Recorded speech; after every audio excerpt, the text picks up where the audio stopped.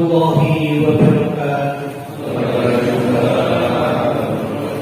Alhamdulillah, alhamdulillahirabbil alamin. Wassalatu wassalamu ala asyrofil anbiya'i wal mursalin wa ala alihi wa sahbihi ajma'in. Asyhadu an la ilaha illallah wa asyhadu anna Muhammadan abduhu wa rasuluh. Allahumma shalli ala Muhammad wa ala ali Muhammad kama shallaita ala Ibrahim wa ala Ibrahim fil alamin innaka Hamidum Majid. Bapak-bapak, ibu, jamaah yang berbahagia dan insyaallah dirahmati Allah Subhanahu wa taala.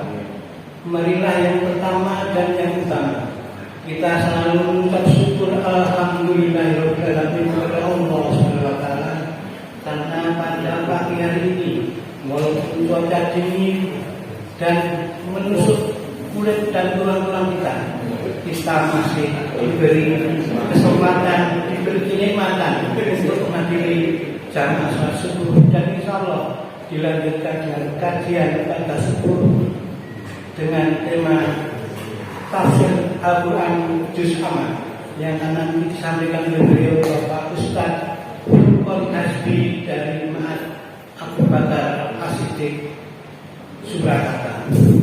Dan alhamdulillah beliau sudah berada di tengah kita, maka marilah untuk mempersingkat waktu kita awali kajian tafsir Juz Amma pada hari ini dengan bacaan basmalah bersama. Bismillahirrahmanirrahim. Kepada beliau Ustaz Bapak Furqon Hasbi kami persilakan. Bismillahirrahmanirrahim. Assalamualaikum warahmatullahi wabarakatuh.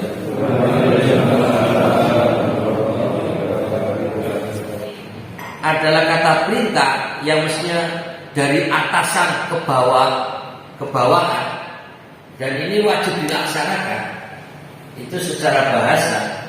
Tapi kalau pendekatan dengan ilmu, baik itu balaghah maupun pendekatan khususnya ilmu ushul fikih, ini perintah bukan lil wujub, bukan untuk wajib, tapi bersifat an-nadab. An-nadab itu sifatnya sunnah atau lebih pada hanya sekedar anjuran untuk dilaksanakan. Sehingga pencarian Lailatul Qadar kalau hanya pendekatan ilmu bahasa, perintah dari atasan ke bawahan sebagai kewajiban, orang yang tidak mencari Lailatul Qadar di bulan Ramadan jadi berdosa semua. Karena kaitannya dengan perintah harus dilaksanakan. Tapi kalau kita pahami perintah ini bersifat nadab, nadab itu ya sunnah, anjuran saja, maka bagi yang melaksanakan itu akan dapat pahala karena menjalani perintah. Nah, bagaimana bagi orang yang tidak melaksanakan, artinya tidak melakukan pencarian Lailatul Qadar ketika di bulan Ramadan, tidak berdosa. Karena ini hanya nadab. Yang mau cari, yang tidak apa-apa. Karena kalau ini benar-benar diambil kesimpulan hukumnya wajib, maka hampir semua kita wajib iktikaf. Karena di antara pencarian Lailatul Qadar dengan iktikaf. Nah, ini pentingnya kalau kita belajar ilmu ushul fikih sehingga tahu bagaimana menyikapi sebuah perintah, wajibkah, sunnahkah, atau hanya sekedar anjuran saja.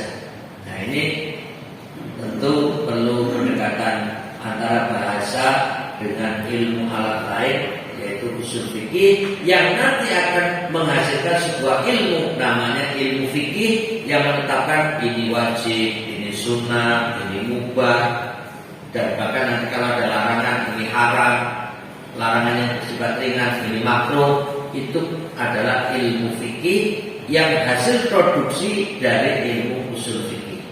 Dan ilmu ushul fikih produksi dari pendekatan ilmu bahasa.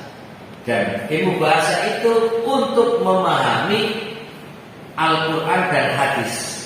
Nah, jadi penting Kita akan paham ayat Quran, kita akan paham hadis kalau kita punya alat satu, bahasa Arabnya itu yang paling utama. Dan di dalam bahasa Arab itu ada ilmu dasarnya kosakata, ada ilmu asal usul kata namanya sorof, ada ilmu yang untuk mengerti kedudukan masing-masing kata yaitu ilmu nahwi, ilmu nahwu. Kemudian untuk memahami keindahan-keindahan dan kandungan-kandungan makna yang ada pada kata dan pada kalimat itu namanya ilmu balaghah. Sudah kita miliki itu pun belum tentu langsung bisa memahami ayat Quran dan hadis. Harus ada ilmu tambahan, ilmu usul fikih. Dari ilmu usul fikih nanti bisa kita memahami ini ayat untuk apa, ayat ini maknanya apa, hadis ini maknanya apa. Itu pendekatan hukum. Itu pun harus ditambahi mengerti oh ini di dalam Al-Quran ada sababun nuzulnya. Ya, artinya ada sebab turunnya sehingga tahu ini sejarah turunnya dan itu akan bisa mengetahui ini makkiyah, ini madaniyah dan itu akan berdampak hukum juga. Kalau makkiyah bagaimana efek hukumnya, kalau madaniyah bagaimana efek hukumnya, sehingga nanti ada mengerti ilmu namanya an-nasikh dan mansukh. Ya, artinya ada yang menghapus dan yang terhapus. Jadi ada ayat Al-Quran yang tetap kita baca, tapi secara hukum tidak berlaku karena sudah dimansukh, dihapus dan seterusnya. Itu artinya ini hanya tambahan wawasan betapa butuh banyak ilmu untuk memahami satu ayat saja dari Al-Quran, satu redaksi saja hadis. Nah, sementara tidak memiliki ilmu itu sudah kok menafsirkan, kok sudah menjelaskan, itu nanti bisa gagal paham.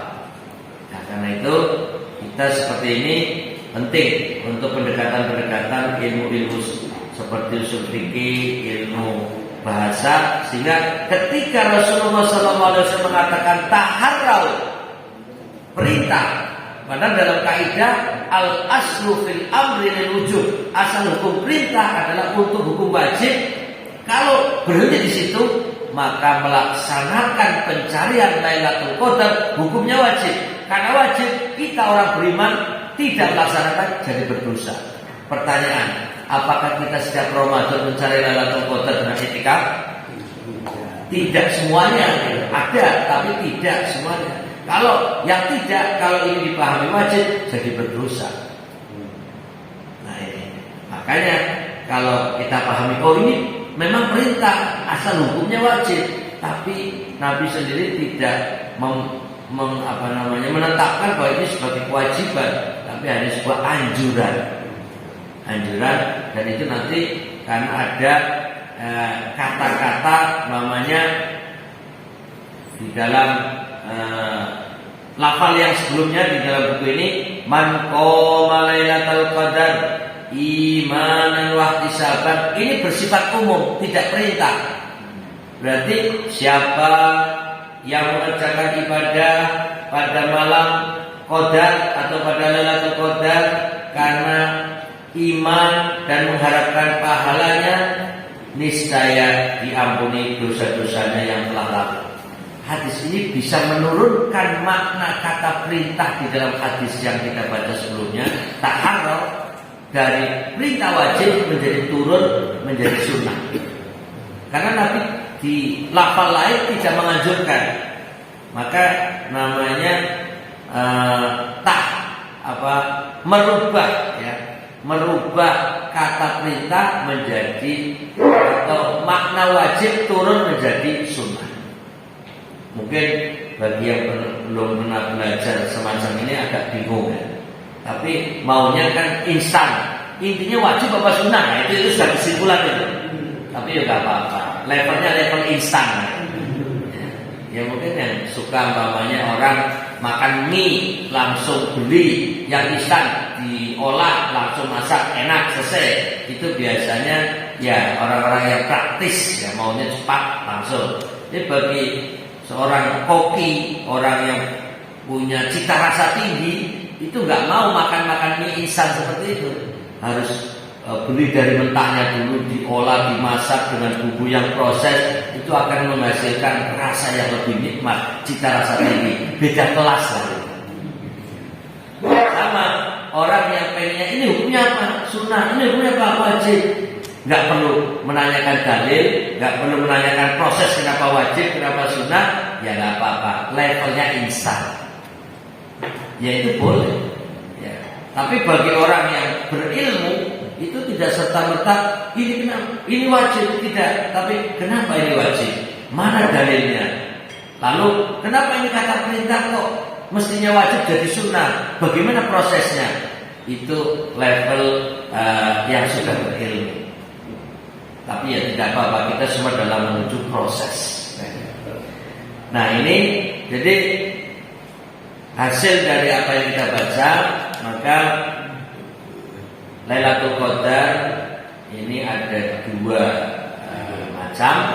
Lailatul Qadar yang ada di zaman Nabi sangat terkait dengan turunnya Al-Quran, sementara ada Lailatul Qadar yang bersifat umum, tidak terkait dengan turunnya Al-Quran, tapi kaitannya dengan keutamaannya.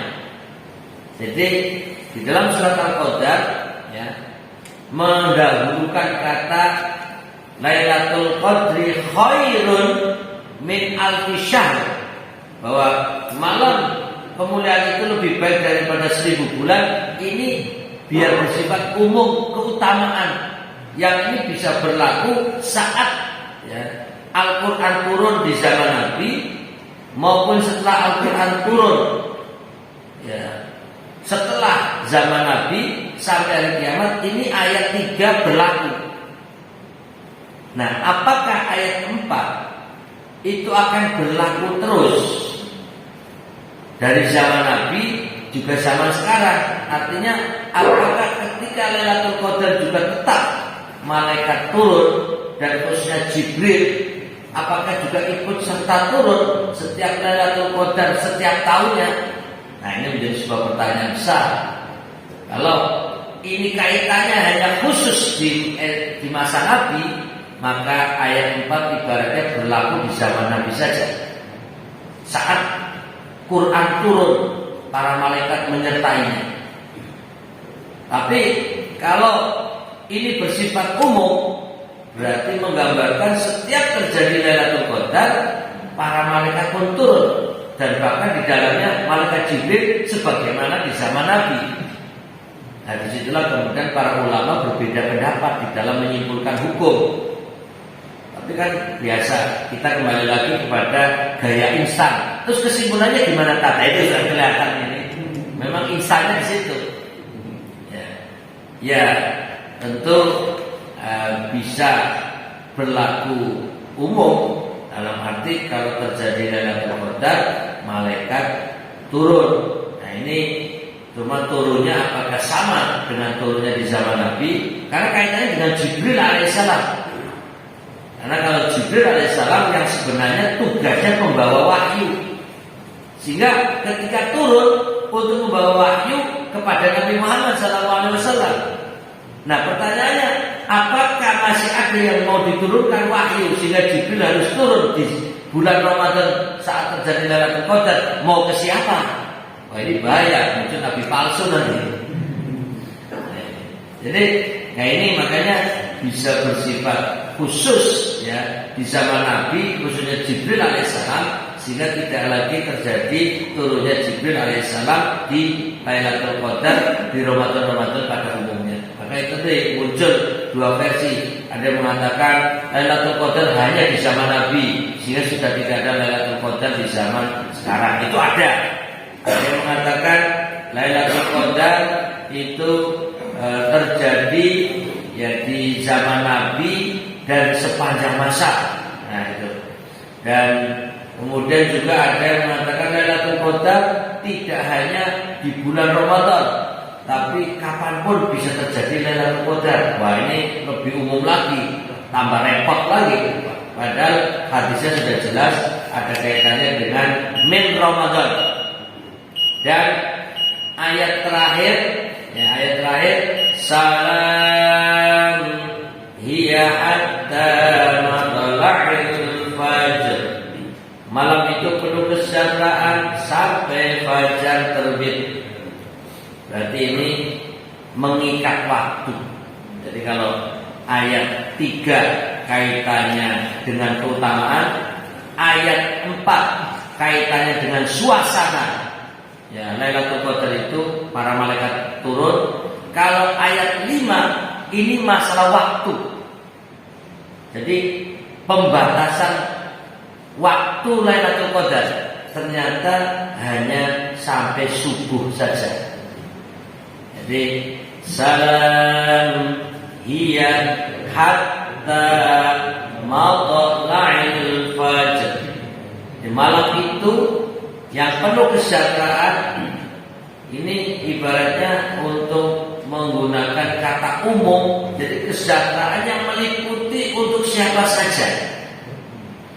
Maka apakah kesejahteraan itu hanya dilimpahkan kepada orang-orang yang beriman secara umum, ataukah juga kepada seluruh manusia tanpa kecuali?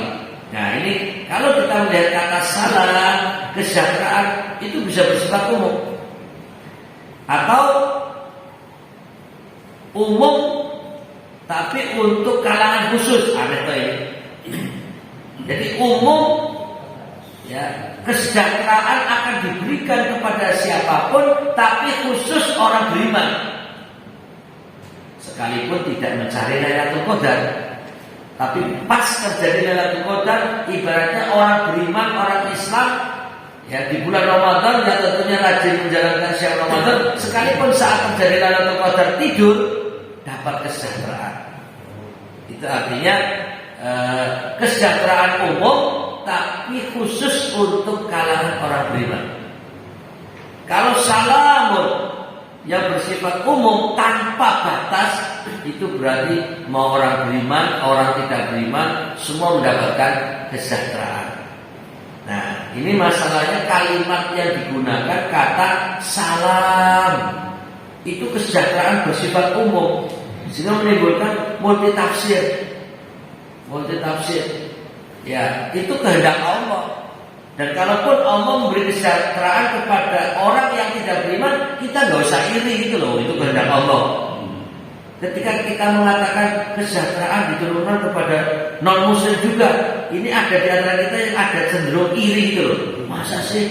Ayo, ya sudah lah, itu kehendak Allah. Kenapa kita pakai iri segala? Allah Maha Rahman, Maha Rahim. Allah Maha Pemurah, lagi Maha, ya, kasih sayang ini. Rahman, Rahim, Pemurah, lagi Maha Penyayang. Sehingga kata Rahman, Allah Maha Pemurah kepada seluruh makhluknya, nggak peduli orang itu beriman atau tidak, makhluk manapun Allah Maha Rahman, umum. Allah memberi rezeki sekalipun kepada orang kafir, Allah memberi rezeki sekalipun kepada penjahat, Allah memberi rezeki kepada mereka pelaku kriminal, ya, bahkan koruptor pun diberi rezeki itu loh. Itu karena Allah Rahman. Tapi Ar-Rahim, ya, Allah itu khusus memberi kasih sayang kepada orang-orang yang beriman. Dan di sini juga salamun bersifat umum, bisa umum tanpa batas, tapi bisa umum tapi maksudnya hanya berlaku di kalangan tertentu. Ya, jadi seperti ini. Teh ini bersifat umum, tapi dibagikan hanya khusus untuk jamaah sini. Jadi teh ini umum untuk siapa saja yang ada di masjid ini, tapi yang dapat hanya khusus yang hadir gitu. Ini kan artinya teh umum tapi untuk khusus, ambil itu. Karena orang yang tidak hadir tidak dapat teh ini. Ini artinya pengertian kesejahteraan itu. Dan pembatasan waktu berarti matla'il fajar, sampai terbitnya fajar. Nah, disinilah pentingnya melihat kapan fajar datang. Ini juga akan berpengaruh menetapkan waktu subuh.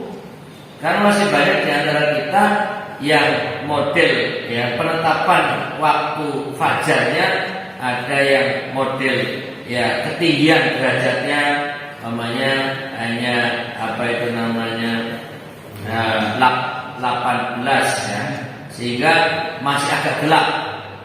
Ada yang melihatnya bahwa ketinggiannya 20 atau ada yang 17, ada yang di bawahnya, sementara ditetapkan 18 derajat sehingga matahari ya sudah ibaratnya mengeluarkan cahayanya.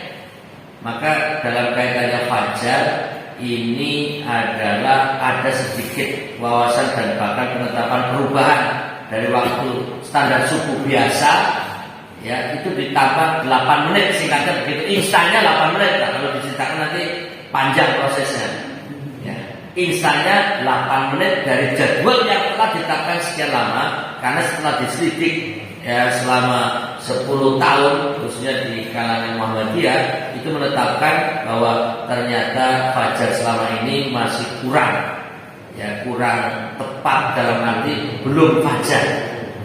Nah ini perlu ditambah 8 menit karena harus berubah 2 derajat. Nah ini nanti berdampak di bulan Ramadan. Kalau orang yang tetap pakai jadwal biasa, begitu waktu subuh katakan jam 4 lebih 10 menit sudah fajar, maka itulah akhir daripada sahur. Hubungannya begitu. Tapi bagi orang yang meyakini berubah tambah 8 menit, masih ada 8 menit boleh sahur. 1 piring lagi bisa ya. Kalau udah urusan begini kayaknya ini tambah 8 menit. Ya, jadi artinya ketika orang-orang sudah berhenti sahur karena sudah Allahu Akbar, subuh sudah berakhir masa sahur, itu bagi jadwal lama atau jadwal umum ya silakan itu berhenti. Tapi bagi penganut jadwal baru, madzhab baru dengan 8 menit, azan sebentar, masih 8 menit, bismillahirrahmanirrahim. Nonton puasanya gak sah. Enggak, masih 8 menit. Malah makan snack dulu makan nasi lagi. Itu boleh. Makanya silakan mau pilih mana gitu. Apakah mau tetap jadwal lama atau berubah jadwal yang tambah 8 menit. Dan ini masih ada perbedaan di beberapa masjid. Makanya hati-hati. Ini nanti kaitannya kalau pas Ramadan, ya pas Ramadan kalau pakai jadwal lama berarti begitu azan berhenti sahur. Tapi bagi orang yang mengambil jadwal baru tambah 8 menit, sekalipun di masjid-masjid umum azan masih boleh minum. Silakan praktekkan sendiri di bulan Ramadan atau pas sahur. Nah, moga. Saya kira ini ya mudah-mudahan apa yang sudah dibaca bermanfaat bagi kita semuanya. Dan sekali lagi terima kasih atas doanya, karena nanti setelah ini saya harus menyiapkan ibu saya ke rumah sakit untuk beroperasi dan mudah-mudahan berjalan dengan baik. Amin. Subhanallah wa bihamdihi asyhadu an la ilaha illa anta astaghfiruka wa atubu ilaik. Assalamualaikum